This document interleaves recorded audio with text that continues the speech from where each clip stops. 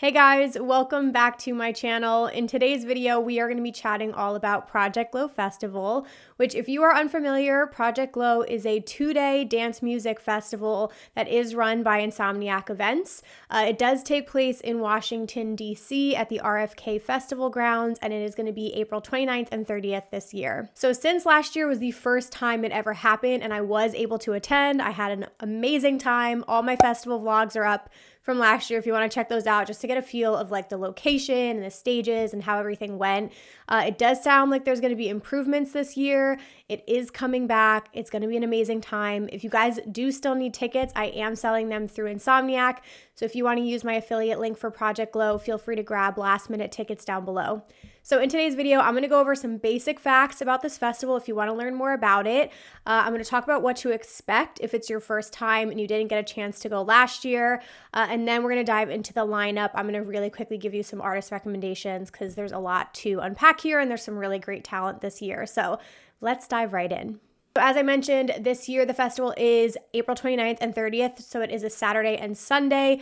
Friday, the festival does not take place, but there are some pre-parties and after-parties throughout the weekend in Washington, D.C. that we'll get into. The hours of the festival are 1 p.m. to 11 p.m. daily, so it does end on the earlier side, which is really nice. And as I mentioned, it is at the RFK Festival grounds, so I will pop up a map here so you can kind of see where that is in relation to where your hotel stay might be, and just in relation to the city and some of the landmarks that you might know. There is also a prohibited items list and an acceptable items list, as with every festival, so if you guys want to go check that out, I will link it down below. Totems are allowed at this festival, so you can bring those in if that's something you're interested in, and then of course just check the list to make sure your hydration pack and whatever else that you plan on bringing fits the list. So let's talk about what to expect. So this is a super easy festival to navigate. This is a great first timers festival. So if it's your first time or you want to bring someone to a rave for the first time, this one is super manageable. It's only 2 stages. There is this third. Last year it was like an art car area, but it is going to be like a new section that they have. So technically there's 3 different areas that music is playing. It is in a parking lot, and there are like a lot of different art installations and other things like vendors, but overall it's pretty small and it's pretty manageable. So for travel and security, it was pretty easy to get to, I will say. Last year I did Ubers and rideshare, and we were able to get dropped off like pretty close to the venue and then just walked right over to security. There is a parking lot. It's limited, so you do need to buy a pass for it. It's $83.59 with fees and taxes for the 2-day parking pass. And again, those will sell out. So if you want to drive and park, definitely get your parking pass. There are also complimentary train shuttles from the Union Station bus terminal. So it says those run from 12 p.m. to 1 a.m. daily, no advance purchase or tickets necessary. So you can also take that complimentary shuttle. Otherwise, nearby was the Stadium Armory subway station. Just look at the times. That was a pretty quick walk to the festival grounds as well.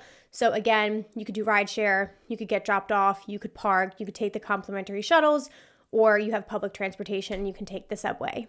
So security here was pretty quick and easy. Honestly, we didn't really have any issues. There is a VIP lane if you have VIP tickets. I'm going to talk about those amenities in a second. And then last year they did have like a whole row of porta potties right outside the security ground. So like if you're pre-gaming or doing whatever, you need to use the bathroom when you get there. There were porta potties outside, but overall security was not that bad. The venue itself. So again, as I mentioned, this is a parking lot festival, so don't expect to be like out in nature or anything like that. It is a city festival. Everything is set. There's not that much shading. One of the stages last year, the Pulse stage, did have like a shading structure over it, but in general, you are outside in a parking lot. So just know that that's going to be expected. Again, ladies, if you like to wear like high platforms and stuff like that, it's easier to walk on. They did have a few art installations. It wasn't anything crazy, but they did have like a couple different things that they brought there just to like make it feel a little bit more like a music festival. They had tons of food and beverages I'll talk about. They did have one Ferris wheel, and then they had a couple vendors throughout the festival as well. Then last year they had this one section called Unity Square, which was like they had the Boombox art car last year. That was like the additional like art car stage, and it was kind of like a hangout area, and then a few other things over there. This year, it's called the Secret Garden. So that is a new area for this year that I'll talk about in a second. That sounds really, really cool. So that's kind of what the venue is like. Then as far as the stages and production, so you have your 2 stages. You have your main stage design, which they just released a video of this. So I'm going to pop up what the new design looks like for this year. It looks absolutely sick. This is called the Eternal Stage. So this is like really big panels. It looks like it definitely was where all like the headliners played throughout the weekend. And it was a really cool stage last year, but I'm excited to see some improvements there. And then the Pulse stage is kind of like your secondary main stage, also has a brand new design. This looks so cool to me. I'm very excited to see what this looks like. It looks much like wider, and last year it was kind of like taller behind it. But I will say the stereo, like the speaker system was really, really good at both stages. Very, very loud. We're going to talk about some tips to deal with that. But the Pulse stage is kind of like the secondary stage. And then as I mentioned, they have this new section called the Secret Garden, which has a lot of local DJs, which is really cool, from the Washington, D.C. area. And it says, it's tucked away from the giant stages and the LED walls exists a hidden secret garden. This luscious house party retreat features club DJs and dance performances paying homage to legendary D.C. rave and club culture, as well as local and nationally recognized LGBTQIA plus artists. Welcome to the party within the party. Snaps to that. That is sick. I love that they're celebrating local culture. I love that they're celebrating the LGBTQ plus community. It's incredible. I already see ABCO on here, ABCO, and we also have Baby Weight on here, who I love. So very excited. I'm definitely going to be popping over here to check that out, but I'm not sure what that's going to look like because it is brand new for 2023. Okay, for food and beverages, it's pretty typical of what you would expect at any festival. They had tons of options throughout the festival. Beatbox Beverages is going to be there, which is the company that I work for, and we make an 11.1% wine-based party punch. That's absolutely delicious, so definitely come check out our activation. I will be working for Beatbox throughout the weekend doing some social media content, so yes, we will be on site. I'm super excited about that. And then VIP. So I did do VIP last year. I am doing VIP again this year. There are 2 different sections. So at main stage last year, it was huge, like very, very big. They had the whole, I guess you would say, stage left section, or if you're looking at the stage to the right, that whole like side of it was essentially reserved for VIP. So you could get really close to the stage. They did have like fake turf down on the ground, and then they did have part of it covered, which looked like VIP tables, I'm assuming you'd have to pay for, but that was kind of like tented and covered.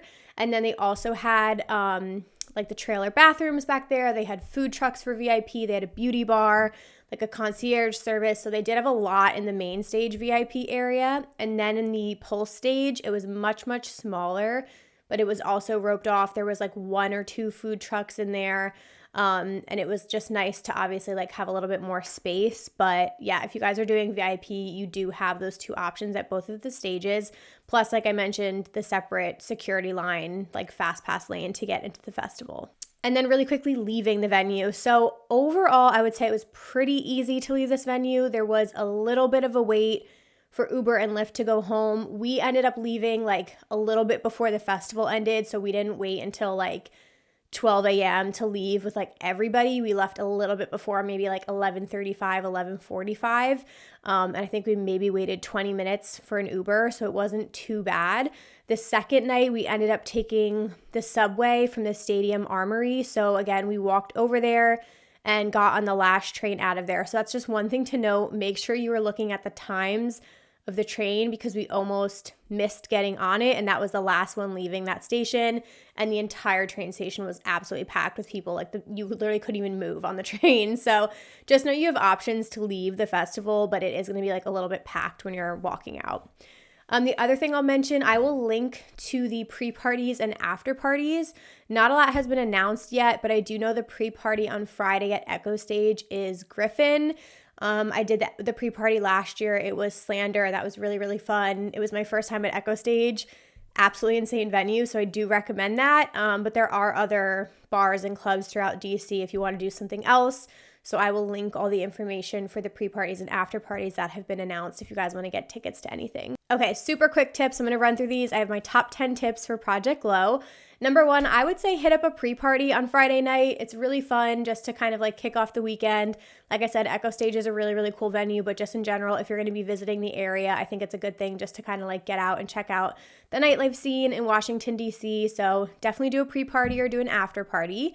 Number 2 would be prepare for the weather. So last year, and overall, like fingers crossed, I haven't checked yet, but hopefully it will be hot. Saturday was very, very hot during the day and sunny. Like I was pouring sweat in the heat. Sunday, it poured. So when we got there, I was wearing a poncho the whole time. Then I was able to take it off eventually, but it was like soaking wet, pouring like rain. So just be prepared, bring a poncho just in case, and just pay attention to the weather.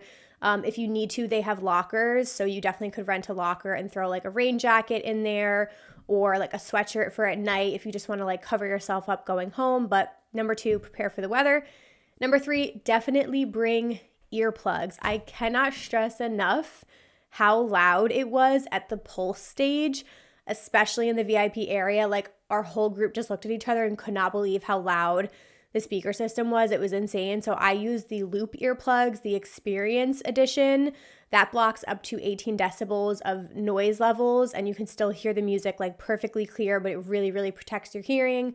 I use them at Okeechobee and I absolutely love them. So I have a code for that. Loop X Emma K 15 is valid through 4/23, and that will save you 15% off any Loop earplugs. So highly recommend those. Please wear earplugs and hearing protection. Number 4, I already mentioned this, but look up the train times going to and from the festival just so that you do not miss the last train home. You don't want to be the person like stuck there, so just be prepared with your plan for transportation.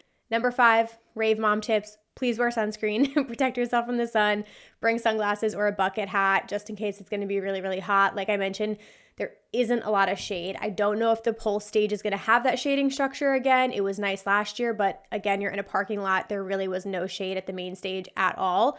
So just be prepared for that.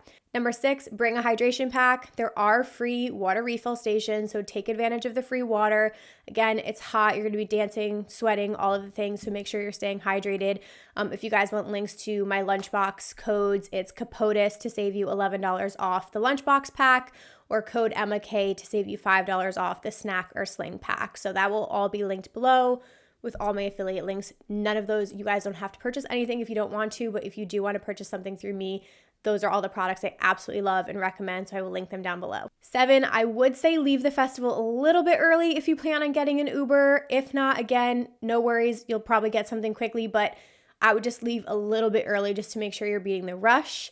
Number 8, check out all 3 stages. This is a small enough festival that you can literally do everything. Like it's really, really easy to walk to. And that's the nice thing too. If you have set time conflicts, the stages are not that far apart. So you could totally split a set if you wanted to, but you can like run back and forth easily. It's not that hard to lose your friends. Like it's just a nice manageable festival, which is good. Number 9, grab a locker. Again, if you plan on carrying a lot of stuff or you want to bring layers or a poncho, anything like that, lockers are always great. I'm a big fan of using those. And number 10, I would say wear supportive shoes. Again, it's all flat pavement. So I used to wear like slides when I first started going to festivals, and like those have absolutely no arch support. They were the worst and they gave me blisters. So definitely wear shoes that are comfortable and supportive. Break them in before the festival or get like the little Dr. Scholl's inserts, just that they're really like cushiony and supportive. So yeah, make sure you got comfy shoes. Alrighty, and then let's really quickly look at the lineup together. Honestly, like I said, this is a smaller festival. I really recommend a lot of these artists. You can't go wrong. On Saturday, we have the stage breakdown. So Eternal Stage, which is your main stage again. Benny Benassi is an absolute legend. I haven't seen him in years, so that would be a fun one. I want to check out Disco Lines. I haven't had a chance to see him yet, and I feel like he's just very, he's popping off a lot right now. He's having a big moment. He's like a fun kind of poppier EDM house music DJ that I think is a lot of fun, so I kind of want to go see him. Gorgon City is an absolute non-negotiable for me. They're one of my favorite house music artists, and I'm so excited to see them on main stage. Griffin was one of the artists that got me into dance music back in like 2015, 2016 when I was like in my early years going to festivals, and I haven't really been able to see him that much since. So I want to go see Griffin because it's been a very long time for me. Jai Wolf is awesome live. Kalina Zanders is a really amazing house music vocalist and DJ. Tiesto is playing. Honestly, I might go see Tiesto because I feel like when it's a really, really big festival, I never go see him anymore just because it's going to be so fucking packed. And I've seen him a bunch of times before, but honestly, it's been a while. And this is a smaller festival, so maybe I'll throw it back and I'll go see Tiesto just for like shits and gigs. Wednesday is an awesome DJ as well. And then on the Pulse stage, so this day you have a bass rush takeover. So this stage all day is bass music. On Sunday, the Pulse stage is all house music. So you can kind of decipher right there what genres you're into, but obviously I'm not the biggest bass head, so I will probably be at the main stage a lot, but out of this list, I would say Crank Dat, Kill the Noise, LS Dream. That is going to be packed for LS Dream. Nightmare is like one of my favorites. Peekaboo is like a cannot miss for me. I really fucking like Peekaboo. And I would say Yak's back-to-back Jeannie. We absolutely love Jeannie over here. I'm excited to go see her and support her. And then for the Secret Garden stage this day, I don't know any of these names, but I definitely will pop over there to check it out for sure. Sunday, who I would probably be seeing, honestly, the back-to-backs on Sunday are Chef's Kiss, Ferry Corsten back-to-back Marcus Schultz. When else are you going to see, like, the trance legends do a back-to-back? And, like, I don't get enough trance at festivals. I never see enough trance. So I want to make it a point. I'm going to go see them. Frank Walker is pretty great. I would say Cream, Kygo, again. Some of these bigger headliners I usually skip at other festivals because I just know I would rather be at like the house or techno stage. But for Project Glow, again, I kind of just want to go see the big EDM headliners just because it's a smaller festival and I feel like I won't see them. Again, I haven't seen Kygo since EDC 2018, I don't think. So I'll probably go see Kygo. Madeon playing a DJ set, I'd probably go see. Timmy Trumpet and Zed's Dead are great as well. And then the Pulse stage, this is where it gets tricky for me because I recommend every single artist on the Pulse stage. My priorities are the Dom Dalla back-to-back Green Velvet. Literally not missing that. That's like my number one the whole weekend. Honey Love back-to-back Joshua. Absolutely fantastic tech house artist. That's going to be fucking fire. Wax Motif back-to-back Noizu. That one in itself is going to be so bouncy and fun and high energy, and I'm gonna be shuffling my little ass off, so that I'm not gonna miss.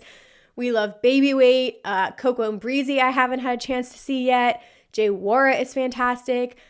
Freaking Shiba San is fantastic. And then Mao P is another house artist I've been dying to see. So I want to see new artists as well. And then like I mentioned, Secret Garden, Abco and Baby Weight is playing 2 sets this day. I want to go see them and support them. So honestly, it's going to be hard for me to leave the Pulse stage on Sunday. I probably will be posted up there. So if you want to find me there. But other than that, I would leave for the Ferry Corsten back-to-back Marcus Schultz probably, and like Kygo probably, depending on who he conflicts with. If he is the last set of the night versus Dom Dalla back-to-back Green Velvet, like literally no questions asked. Sorry, Kygo, but we're going to the back-to-back. So that is everything, you guys. It's going to be an amazing weekend. Seriously, I had so much fun last year. That's why I decided to send it this year. I was like, you know what? It's only a 3-hour drive from New Jersey. A couple of my friends are going. Beatbox is going to be there. It's a great lineup. It's super manageable. It doesn't go that late. And even though I'm going to be like 23 weeks pregnant, I think at that point, like it's just such an easy festival to do. So yeah, I just feel like it will be really manageable even while I'm pregnant. So I'm very, very excited about it, you guys. I do want to plan a family meetup with you. So as soon as we have the set times, I will definitely pick a day and time that we can all get together, hang out, meet each other and everything like that. So definitely stay tuned on my socials at Emma Kapotes and at Rave Culture Cast. And again, if you guys need tickets, I do still have Project Glow tickets through my Insomniac affiliate link. So all of that will be linked below. Thank you guys so much for watching, and I will see you in my next one. Bye, guys. Fall into you.